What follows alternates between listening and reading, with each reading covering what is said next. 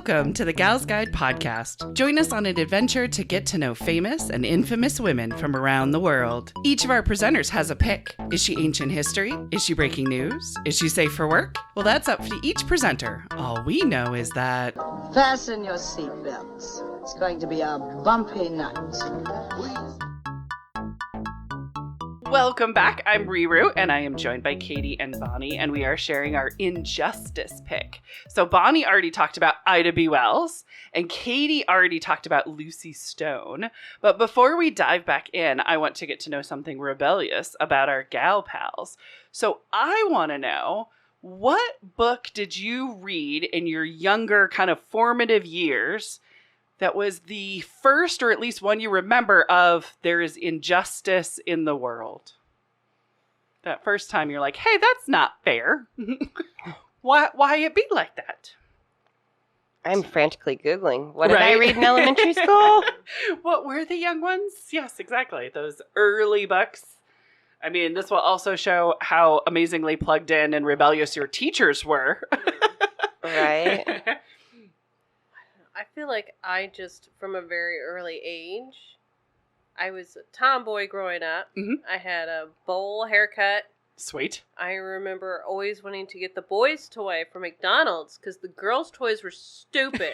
I mean, they were like little Barbies and you could brush their hair versus the boys were Hot Wheels. Which actually like roll. Mm-hmm. Exactly. Yeah. So I'm not sure that I remember any kind of one dramatic thing. I read a lot as a kid. Mm-hmm.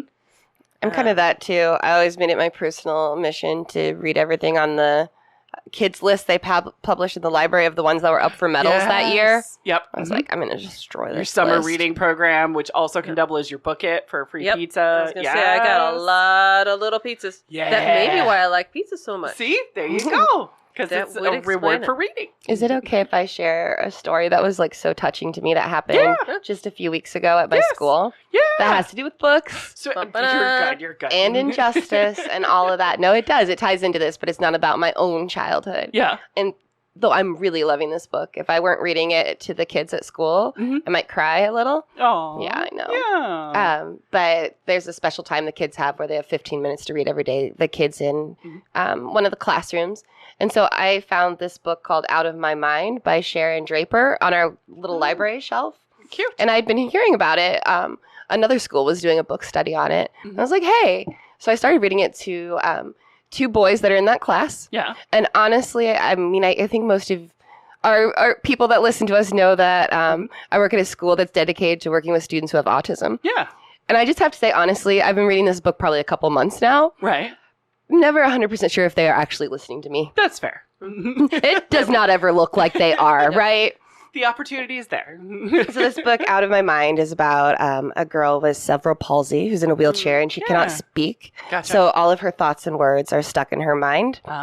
And she's very, very intelligent, but of course nobody treats her like she is because of how she looks physically and her inability to communicate. Yeah. So she gets a communication device, a device that will speak for her, and she can program in what she wants to say. Nice. And she shows how damn smart she is. She makes the quiz team, which is like a big thing in the school. Right. And she was so thrilled. And this is the moment I'm reading this to the kids. Yeah. It's the chapter where she makes the team. But instead of her peers being impressed and excited, they're like, well, she can't be on the team. That's going to be embarrassing. And two of them making fun of her. Oh. Yeah. And she got 100% on the quiz too. And nobody had done that. So like top scorer. Right. But yeah, they were giving her, being cruel to her and mean.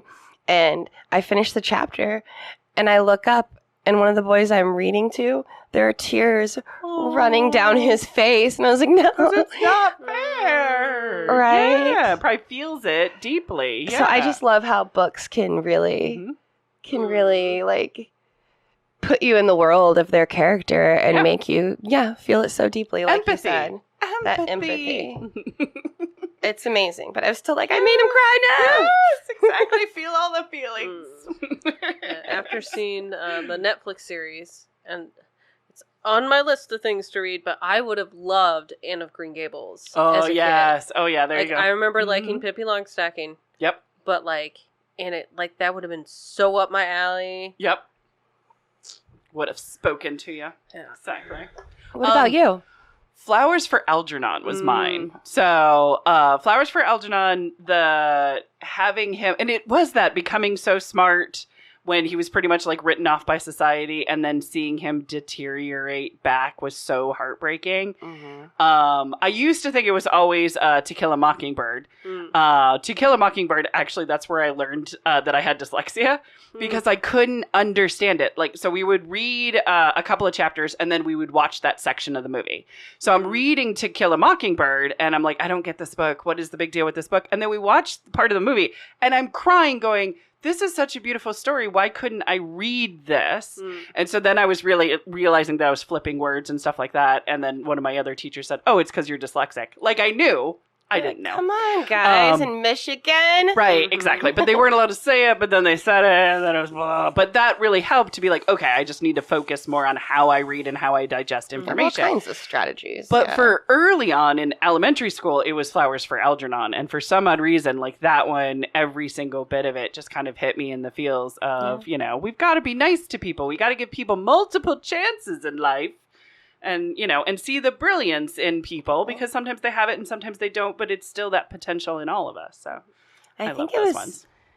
Junior high when I read in class Anne Frank's diary. That one was one that really hit me in that sort of way. Yeah, exactly. That's a deep empathy builder. Yeah, completely as well.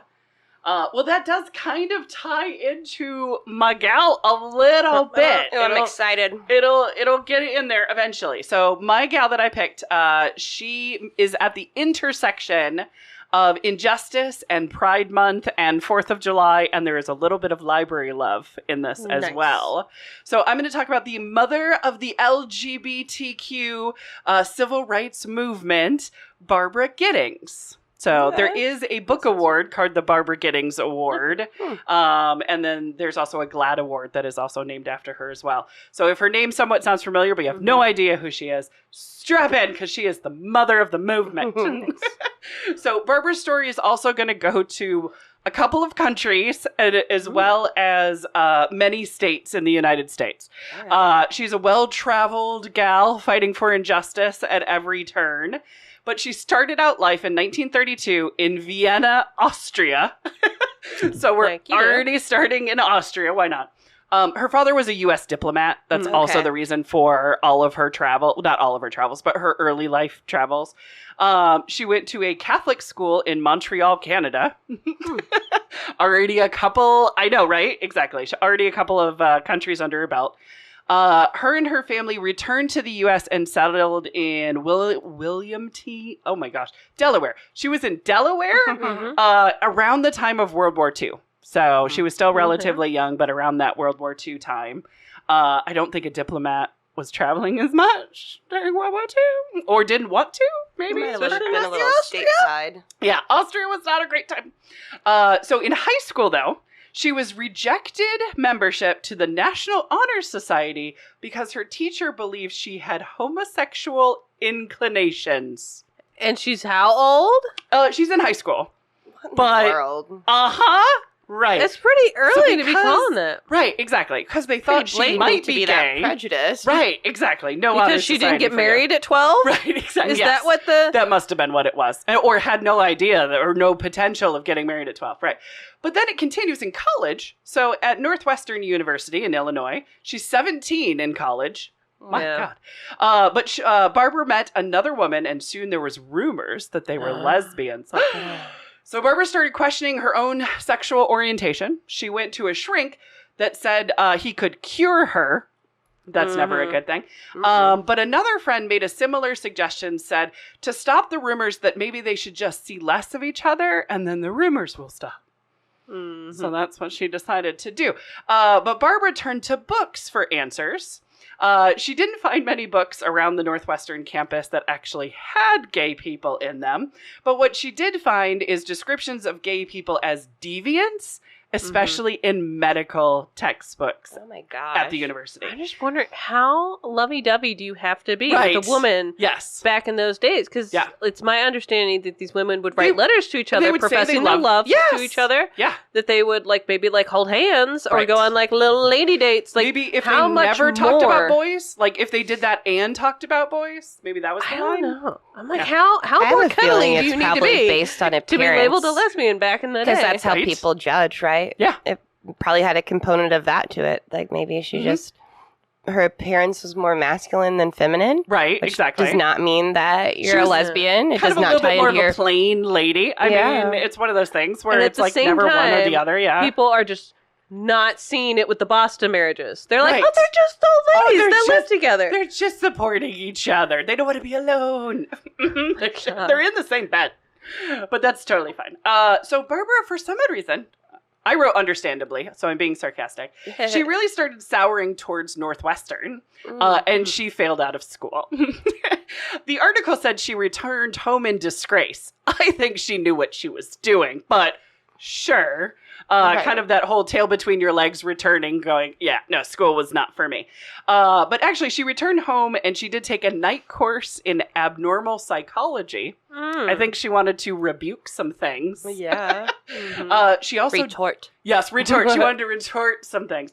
She also found some amazing lesbian novels, and I was going to leave it out, but we have people who like to read on this podcast. Yeah. So Nightwood, The Well of Loneliness, and Extraordinary Women were really good, 1940s, 1950s lesbian tales. So highly Nightwood recommend. sounds like one of those court of whatever. Right, exactly. The duchesses. But age 18, she decided to leave home and move to Philadelphia. But there was no gay bars in Philly that she could find. So she would hitchhike on weekends to New York City dressed as a man. Nice. Exactly. She describes the 1950s gay scene by saying, there were scarcely 200 of us in the whole United States. It was like a club, and we all knew each other. So there's a beautiful interview, and I'll put it in the show notes. It's a really quick 4-minute section of it. But there's an interview with Vito Russa. He is the one who wrote The Celluloid Closet. It's a great book, and it's a great documentary. I highly recommend it. But Barbara was talking about not only wanting to find community, but also just being active, doing something positive for change within the gay community. So she heard about the gay liberation movement in a book, and the book was Homosexuality in America by Donald Webster Corey. I always like mentioning the books because that's what we do. So she actually contacted the author and said, hey, wait a minute, where are these communities? Where are gay people actually getting together? So he said that there was a new group that was forming in California. And so she took 2 weeks off of work, packed a rucksack, and decided to go to California to meet these wonderful groups. So with her backpack, she arrived and said to the group, well, here I am. She didn't know what she was going to do. She didn't know how she could help, but she just wanted to find community. And she talked about that first group that she was in. She said it was the first time she was around other lesbians, and it wasn't a bar. So it wasn't about dating, or it wasn't about hooking up. It was just about being together with people who are struggling with the same things that you are. It's community. She didn't know what she could do for the movement, but she could feel this driving force to be like, let's just take the first step and figure it out. So she said, companionship, feeling of belonging. I didn't have a strong feeling of what could be done at that time. It just seemed enough that many of my people were getting together and talking about our mutual problems. And it kind of made me think of the first days of Gal's Guide, where we're kind of meeting in my living room. It's what the hell is wrong? We don't know how to fix it yet. We'll get to that. What the hell is wrong first? So I found that very much kinship. The group that she went to was the Daughters of Biltis. I'm sure it has a whole backstory. Never heard of it before. But the Daughters of Biltis, they formed in San Francisco. And then Barbara started a chapter in New York City. So, because she was hitchhiking there as a dude every now and again. So she was president of that chapter from 1958 to 1961. There was about 10 to 40 people at each meeting. They met twice a month, and they invited doctors and psychiatrists and ministers and attorneys to talk about gay issues. Whether it was good, bad, or ugly, they were going to face it, and they were going to talk about it, and they were going to ask questions. Nice. And I loved That's it. a really cool way to do things. I know, Yeah. right? Bring in some experts and also be like, hey, so we're gay, we're normal, we have problems. How can you help us? Yeah. So the Daughters of Biltis also had a magazine. We all have like literary ladies. The magazine was called The Ladder. It was the first national lesbian magazine in the United States, right? So Barbara was the editor from 1963 to 1966. The magazine was sold in 6 bookstores in New York City and Pennsylvania. But keep in mind, any gay material in any store was a victory because you couldn't even put some of this through the mail. It was considered pornographic just because it had gay or lesbian unapologetically in it. Oh, didn't we just see this at the library? When you had to fight them down? Sorry, go ahead. But anyway. Yes, so It rang some bells for me. It all comes back around all the time. Yes, exactly. So, but the movement was starting to come together. And it was the first time, or it was getting to be time for the very first public demonstration for gay and lesbian equality. There was so much that was learned from the Black rights, civil rights movement, including how dangerous it could be to protest and to demonstrate for change. So Barbara organized with Frank Kameny, and they enlisted activists from New York City, Washington, D.C., and Philadelphia. And they had, on the 4th of July, at Independence Hall, Pennsylvania, you know, kind of near where that Liberty Bell is, they had 40 extremely brave gay picketeers carrying signs and handing out information on the streets. Those who were not out yet were really worried that if they were seen at the demonstration, they could be fired, they could be ostracized, they could be beat up, or they could be killed. Yeah. Right? You're looking at real scary consequences potentially. Right. So it was a very brave thing to do at the time. And it was the very first protest for gay rights. And this 4th of July, it'll be exactly 60 years since that first protest. And it also wasn't just once. They did it every single year for 4 years. They called it the Annual Reminder. And it was to remind the public there is still a significant minority of Americans who do not benefit from the rights of life, liberty, and the pursuit of happiness that the Constitution guarantees them. And that is still true today. But the Annual Reminder, those demonstrations, those marches, only stopped to leave space for the New York City Pride Parade, which was 1 year after Stonewall. So basically, they had their annual reminder. Stonewall happened. And then New York City said, we need to do something for Stonewall. And the annual reminder said, we'll come to you. We'll stop our thing. We'll come to you. And that's how the New York City Pride Parade continued on. Nice. They weren't the first Pride Parade. That was San Francisco. Talked about her in an earlier gal. Also a Barbara, by the way. Very weird. So Barbara also marched at the White House and at the State Department. She was among the first open lesbians to appear on television. It's such a weird thing to say. Before Ellen DeGeneres? Correct. And not only like news footage, like, you know, here she is protesting. She was on the Phil Donahue show in 1970. I forgot Phil Donahue was in the 70s. He's still like an 80s staple to me. Yeah. She was also on the David Susskind show in 1971. I have never heard of David Susskind, but that doesn't mean he wasn't important in the day. Big guy. So also in the 70s, I mean, she's on TV for the idea of this is what a lesbian looks like. You don't need to be scared of me. I probably look like your aunt. You know what I mean? It was that kind of idea. But in the 70s, feminism was on the rise. We have the second wave feminism. But lesbians were really kind of pushed to the corners of the movement. Yeah. They were called the Lavender Menace, and some of them adopted that name and threw it right back out, like as a badge of honor, not an insult. But it was designed to be an insult of the Lavender Menace. So some in the women's liberation movement didn't want lesbians involved because they felt like it distracted the message. And also in the gay rights movement, the men didn't want the lesbians involved either. So they were kind of like pushed to the side on both of these accounts. And that wasn't Great. So, but my experience in women's history is that lesbians get shit done. There are so many lesbians we have talked about that are like, and then they did this, and then they did this, and then things changed. And it's like, oh my gosh. So Injustices and Radical Change by fierce, smart lesbians. In these two movements, they were just missing a great opportunity is kind of the way that I look at it. They would have got farther faster had they listened to the lesbians. They were ignoring a gold mine. Shooting themselves in the foot. But back to Barbara. So Barbara didn't feel like her being gay was the problem.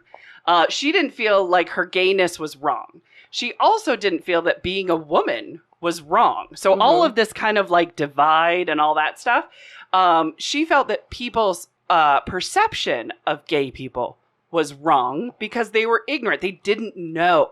They hadn't met anybody, or they weren't on television. They weren't in media. They weren't seen. They weren't in literature, right? So it was this, she felt that gay rights would only be successful if it was a unified front. To show the culture that gays and lesbians deserve every one of the same rights, no matter who they love. And so that was kind of where she was coming at it from. Sorry, my pages, some of them are cardstock. And some of them are paper. Like, it got mixed up. Like, cardstock, paper. What the hell? So I feel like I have 4 pieces of paper in my hand when I do not.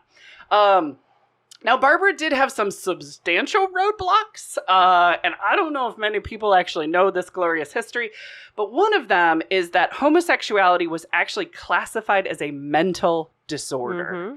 And so that's a big roadblock because it was thought to be cured by electric shock therapy, institutionalization, or lobotomy. So it's a diagnosis, and that is the medicine. That's not cool. So Barbara and Frank, who is also there, that sounded like I said, and Frank, and her friend Frank, they battled this injustice for many years with demonstrations at the American Psychiatric Association's annual meetings. Nice. It gets real ridiculous. I will let you look it up on your own, but they would protest and then they'd make real panels that turned into fake panels that turned into, but is it fake? Like, it's just really interesting the way that they got involved. So their protests got really creative. And after much work, it took many, many years. In 1973, the APA, the American Psychiatric Association, removed the classification of being gay as a mental illness. So, victory. Right, a huge victory. Yeah. And it wasn't an easy fight. They almost had to outsmart the doctors, is kind of what they had to do. So remember how Barbara was going to books for answers? She didn't forget how valuable that resource was in her formative years. So she was a volunteer for the American Library Association, the ALA, and helped form the Gay Task Force. This was the very first gay caucus in a professional organization. And this is probably why a lot of Christian groups still hate the ALA. Because the ALA is partly funded by the government, and they supported a gay task force. That's what it was called, unapologetically. It's like, this is what we're doing. God, can you imagine if it was tried today? It's still, yes, sad. Exactly. Yeah, no, this is very true. So, but Barbara didn't have a unicorn degree like Bonnie has. So she was not actually a librarian. She was a volunteer. She was the group's coordinator to make sure that they stayed on task, that they found positive literature that could be showcased in different ways. So for her service, she was awarded a lifetime membership to the ALA. Nice. Bonnie and I know how expensive those ALA memberships are. They're expensive. It's like at least $200 a year or something. And then like going to the meetings, like you get the privilege of going to a $500 conference. Thanks. But it was her goal to address homosexuality in literature in a very positive way, in a very supportive way. There's a very large collection at the Free Library of Philadelphia that is also actually called the Gittings Collection. It is 1,500 items of gay and lesbian materials, and it's the second largest assembly of its kind in a public setting.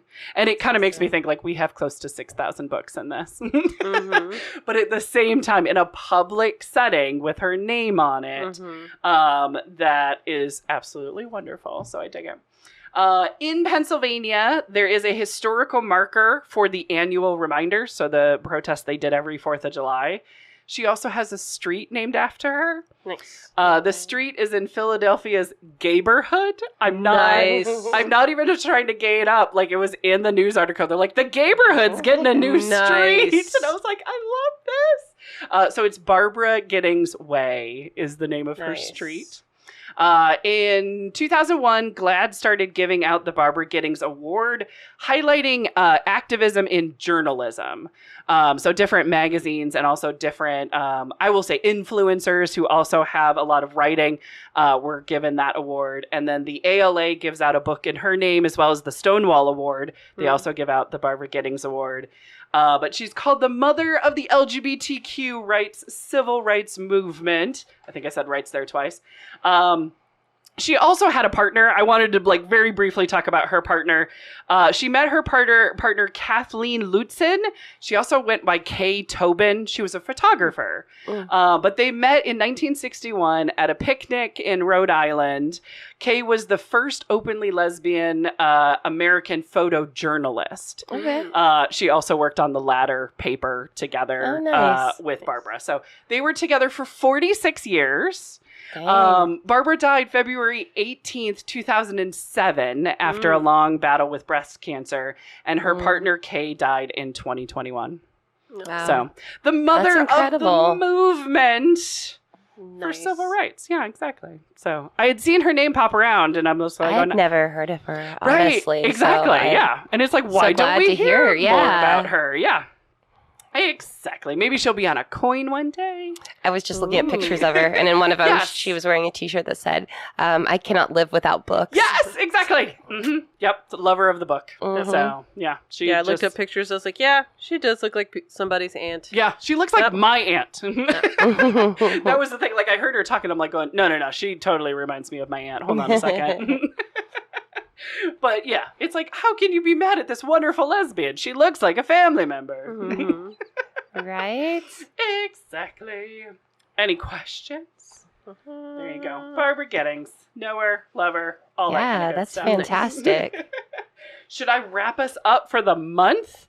Oh my gosh. Yes. Let's do this. Okay, that wraps up Injustice Month. So we are off for the next 2 weeks because we are packing up the library to actually move it to Minnesota. But in that break, we are going to record the July episodes. So those will be the last recorded in this space. But don't worry, we're going to keep with the show going and record online with more special guests and amazing women to talk about. So we're going to come back on July 7th, and we'll be sharing about women who embody freedom. Thanks for listening.